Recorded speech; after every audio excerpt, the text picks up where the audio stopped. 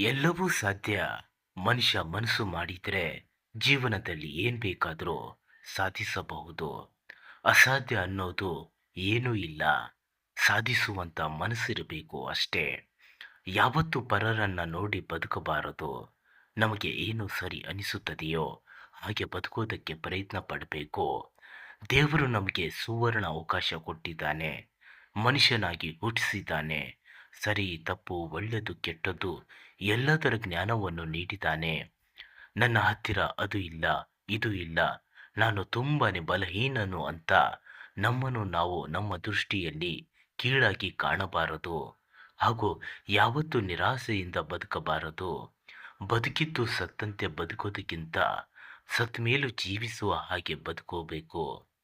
ಸಾವು ಸೋಲಿನ ಬಗ್ಗೆ ಭಯ ಬೀಳದಂತೆ ಧೈರ್ಯವಾಗಿ ಎಲ್ಲವನ್ನು ಎದುರಿಸುತ್ತಾ ಬದುಕಬೇಕು. ಆವಾಗಲೇ ಜೀವನ ಸಾರ್ಥಕವಾಗುವುದು. ಏನಂತೀರ ಸ್ನೇಹಿತರೆ? ನಮಸ್ಕಾರ ಹಾಗೂ ಧನ್ಯವಾದ ವಿಡಿಯೋ ನೋಡಿದ್ದಕ್ಕಾಗಿ.